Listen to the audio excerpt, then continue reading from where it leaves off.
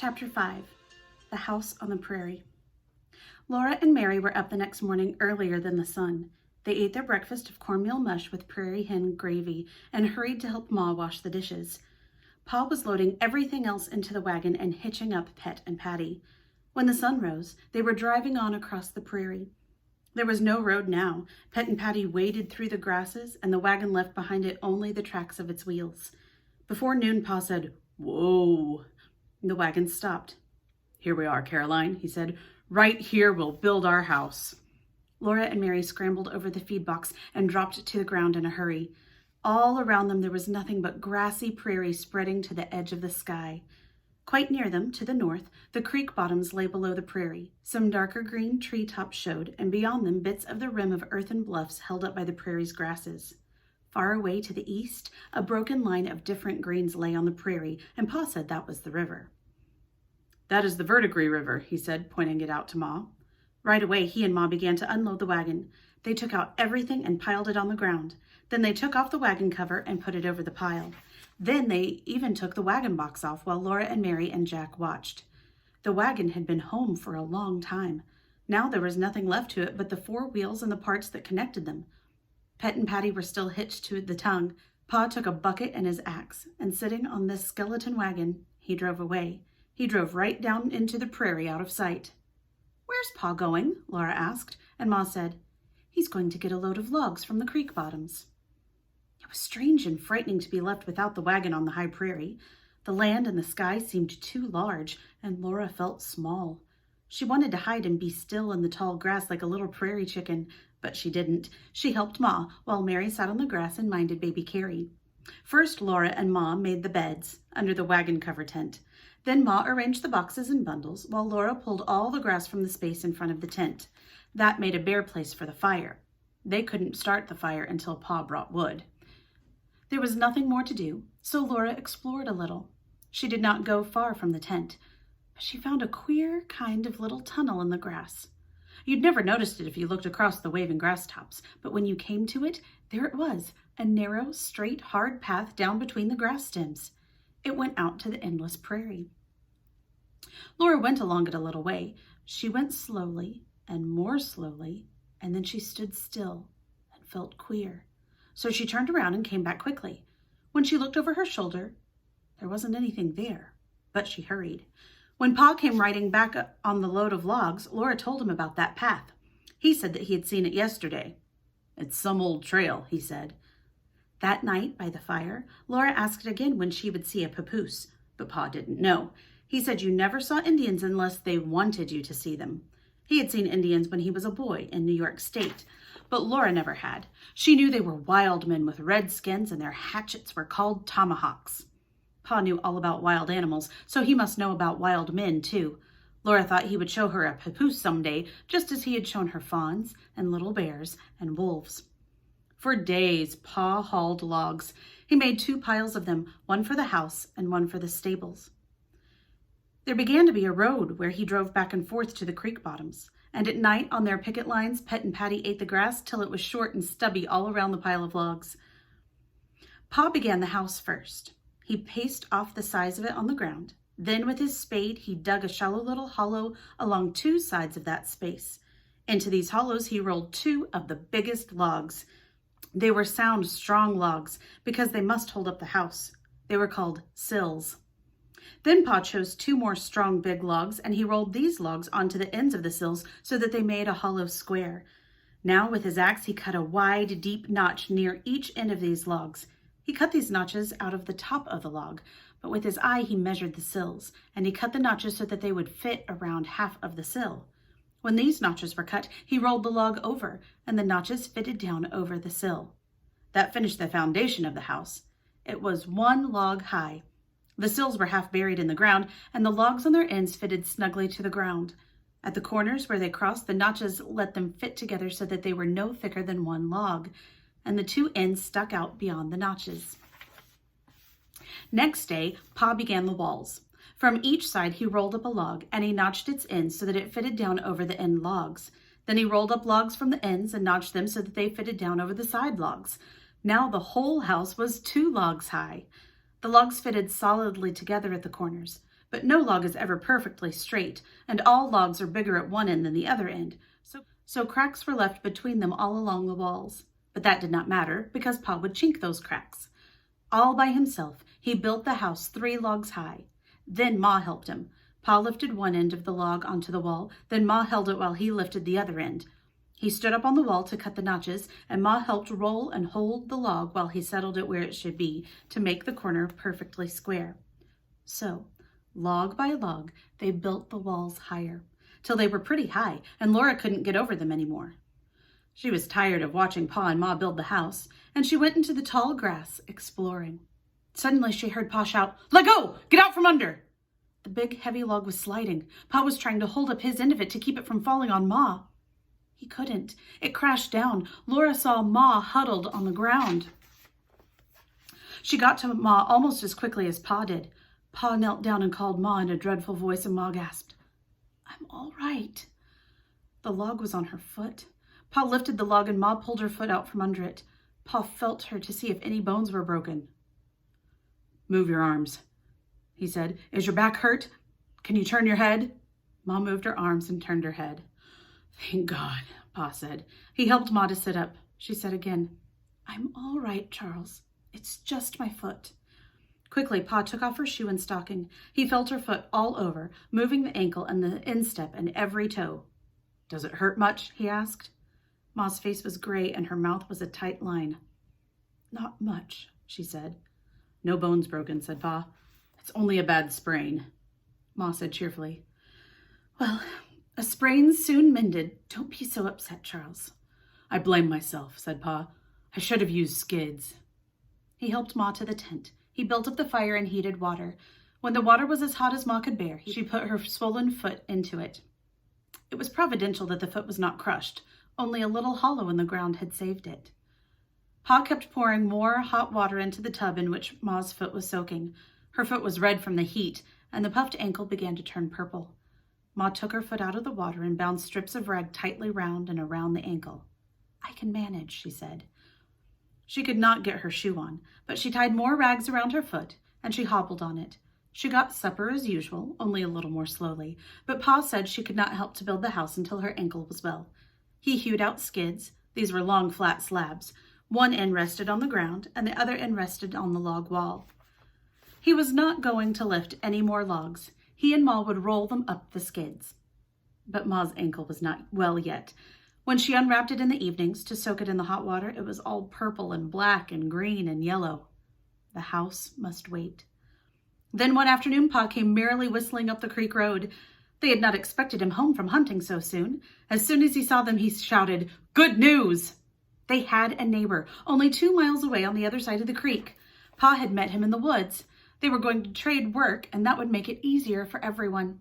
"He's a bachelor," said Pa, "and he says he can get along without a house better than you and the girls can, so he's going to help me first. Then as soon as he gets his logs ready, we'll go over and help him." They need not wait any longer for the house, and Ma need not to do any more work on it. "How do you like that, Caroline?" Pa asked joyfully, and Ma said, "That's good, Charles. I'm glad." Early next morning, Mr. Edwards came. He was lean and tall and brown. He bowed to Ma and called her ma'am politely, but he told Laura that he was a wildcat from Tennessee. He wore tall boots and a ragged jumper and a coonskin cap, and he could spit tobacco juice farther than Laura had ever imagined that anyone could spit tobacco juice. He could hit anything he spit at, too. Laura tried and tried, but she could never spit so far or as well as Mr. Edwards could. He was a fast worker. In one day, he and Pa built those walls as high as Pa wanted them. They joked and sang while they worked, and their axes made the chips fly. On top of the walls, they set up a skeleton roof of slender poles. Then in the south wall, they cut a tall hole for the door, and in the west wall and in the east wall, they cut square holes for windows. Laura couldn't wait to see the inside of the house. As soon as the tall hole was cut, she ran inside. Everything was striped there. Stripes of sunshine came through the cracks in the west wall, and stripes of shadow came down from the poles overhead. The stripes of shade and sunshine were all across Laura's hands and her arms and her bare feet. And through the cracks between the logs, she could see stripes of prairie. The sweet smell of the prairie mixed with the sweet smell of cut wood. Then, as Pa cut away the logs to make the window hole in the west wall, chunks of sunshine came in. When he finished, a big block of sunshine lay on the ground inside the house. Around the door hole and the window holes, Pa and Mr. Edwards nailed thin slabs against the cut ends of the logs, and the house was finished. All but the roof. The walls were solid and the house was large, much larger than the tent. It was a nice house. Mr. Edwards said he would go home now, but Pa and Ma said he must stay to supper. Ma had cooked an especially good supper because they had company. There was stewed jackrabbit with white flour dumplings and plenty of gravy. There was a steaming hot, thick cornbread flavored with bacon fat. There was molasses to eat on the cornbread, but because this was a company supper, they did not sweeten their coffee with molasses. Ma brought out the little paper sack of pale brown store sugar. Mr. Edwards said he surely did appreciate that supper. Then Pa brought out his fiddle. Mr. Edwards stretched out on the ground to listen, but first Pa played for Laura and Mary. He played their very favorite song, and he sang it. Laura liked it best of all because Pa's voice went down deep, deep, deeper in that song. Oh, I'm a gypsy king, I come and go as I please. I pull my old nightcap down and take the world at my ease. Then his voice went deep, deep down, deeper than the very oldest bullfrog. Oh, I'm a gypsy king. They all laughed. Laura could hardly stop laughing. Oh, sing it again, Pa, sing it again, she cried before she remembered that children must be seen and not heard. Then she was quiet. Pa went on playing, and everything began to dance. Mr. Edwards rose up on one elbow, then he sat up, then he jumped up, and he danced. He danced like a jumping jack in the moonlight while Pa's fiddle kept on rollicking and his foot kept tapping the ground, and Laura's hands and Mary's hands were clapping together, and their feet were patting too. You're the fiddlingest fool that I ever see, Mr. Edwards shouted admiringly to Pa. He didn't stop dancing. Pa didn't stop playing. He played Money Musk and Arkansas Traveler and Irish Washerwoman and the Devil's Hornpipe. Baby Carrie couldn't sleep in all that music. She sat up in Ma's lap looking at Mr. Edwards with round eyes and clapping her little hands and laughing. Even the firelight danced, and all around its edge the shadows were dancing. Only the new house stood still and quiet in the dark till the big moon rose and shone on its gray walls and the yellow chips around it. Mr. Edwards said he must go. It was a long way back to his camp on the other side of the woods in the creek. He took his gun, and he said goodnight to Laura and Mary and Ma. He said a bachelor got mighty lonesome, and he surely had enjoyed his evening of home life. Play, Ingalls, he said. Play me down the road. So while he went down the creek road and out of sight, Pa played, and Pa and Mr. Edwards and Laura sang with all their might. Old Dan Tucker was a fine old man, washed his face in a frying pan, combed his hair with a wagon wheel, died with a toothache in his heel. Get out of the way for old Dan Tucker, he's too late to get his supper. Supper's over, the dishes washed, nothing left but a piece of squash. Old Dan Tucker went to town, riding a mule, leading a hound. Far over the prairie rang Pa's big voice and Laura's little one, and faintly from the creek bottoms came the last whoop from Mr. Edwards. Get out of the way for old Dan Tucker, he's too late to get his supper. When Pa's fiddle stopped, they could not hear Mr. Edwards any more. Only the wind rustled in the prairie grasses. The big yellow moon was sailing high overhead. The sky was so full of light that not one star twinkled in it, and all the prairie was a shadowy mellowness. Then from the woods by the creek, a nightingale began to sing. Everything was silent, listening to the nightingale's song. The bird sang on and on. The cool wind moved over the prairie, and the song was round and clear above the grasses whispering. The sky was like a bowl of light overturned on the flat, black land. The song ended. No one moved or spoke. Laura and Mary were quiet. Pa and Ma sat motionless. Only the wind stirred and the grasses sighed. Then Pa lifted his fiddle to his shoulder and softly touched the bow to the strings. A few notes fell like clear drops of water into the stillness. A pause, and Pa began to play the nightingale's song. The nightingale answered him. The nightingale began to sing again. It was singing with Pa's fiddle. When the strings were silent, the nightingale went on singing. When it paused, the fiddle called to it again, and it sang again. The bird and the fiddle were talking to each other in the cool night under the moon.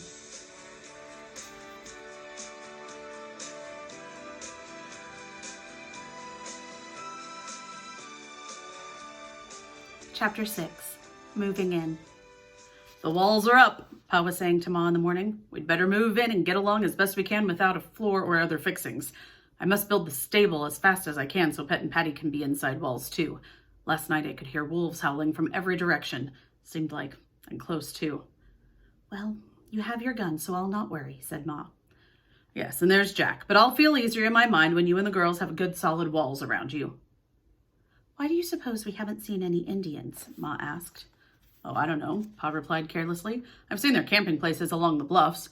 They're away on a hunting trip now, I guess. Then Ma called, Girls, the sun's up! And Laura and Mary scrambled out of bed and into their clothes. Eat your breakfast quickly, Ma said, putting the last of the rabbit stew in their tin plates. We're moving into the house today, and all the chips must be out. So they ate quickly and hurried to carry all the chips out of the house. They ran back and forth as fast as they could, gathering their skirts full of chips and dumping them in a pile near the fire. But there were still chips on the ground inside the house when Ma began to sweep it with her willow bough broom. Ma limped, though her sprained ankle was beginning to get well, but she soon swept the earthen floor, and then Mary and Laura began to help her carry things into the house. Pa was on top of the walls, stretching the canvas wagon top over the skeleton roof of saplings. The canvas billowed in the wind. Pa's beard blew wildly, and his hair stood up from his head as if it were trying to pull itself out. He held onto the canvas and fought it. Once it jerked so hard that Laura thought he must let go or sail into the air like a bird, but he held tight to the wall with his legs and tight to the canvas with his hands, and he tied it down. There, he said. Stay where you are and be. Charles, Ma said. She stood with her arms full of quilts and looked up at him reprovingly. And be good, Pa said to the canvas. Why, Caroline, what did you think I was going to say? Oh, Charles, Ma said, you scalawag. Pa came right down the corner of the house. The ends of the logs stuck out, and he used them for a ladder. He ran his hand through his hair so that it stood up even more wildly, and Ma burst out laughing. Then he hugged her, quilts and all. Then they looked at the house, and Pa said, How's that for a snug house? I'll be thankful to get into it, said Ma. There was no door, and there were no windows. There was no floor except the ground and no roof except the canvas. But that house had good, stout walls, and it would stay where it was. It was not like the wagon, and every morning went on to some other place. We're going to do well here, Caroline, Pa said. This is a great country. This is a country I'll be contented to stay in the rest of my life. Even when it's settled up? Ma asked. Even when it's settled up. No matter how thick and close the neighbors get, this country'll never feel crowded. Look at that sky. Laura knew what he meant. She liked this place too. She liked the enormous sky and the winds and the land that you couldn't see to the end of. Everything was so fresh and clean and big and splendid. By dinner time, the house was in order. The beds were neatly made on the floor. The wagon seat and the two ends of logs were brought in for chairs. Pa's gun lay on its pegs above the doorway. Boxes and bundles were neat against the walls. It was a pleasant house. A soft light came through the canvas roof. Wind and sunshine came through the window holes, and every crack in the four walls glowed a little because the sun was overhead. Only the campfire stayed where it had been. Pa said he would build a fireplace in the house as soon as he could. He would hew out slabs to make a solid roof, too, before winter came. He would lay a puncheon floor and make beds and tables and chairs. But all that work must wait till he had helped Mr. Edwards and had built a stable for Pet and Patty. When all that's done, said Ma, I want a clothesline. Pa laughed. Yes, and I want a well. After dinner, he hitched Pet and Patty to the wagon, and he hauled a tub full of water from the creek so that Ma could do the washing. You could wash clothes in the creek, he told her. Indian women do. If we wanted to live like Indians, you could make a hole in the roof to let smoke out, and we'd have a fire in the floor instead of the house, Ma said. Indians do. That afternoon, she washed the clothes in the tub and spread them on the grass to dry. After supper, they sat a while by the campfire. That night, they would sleep in the house. They would never sleep beside a campfire again.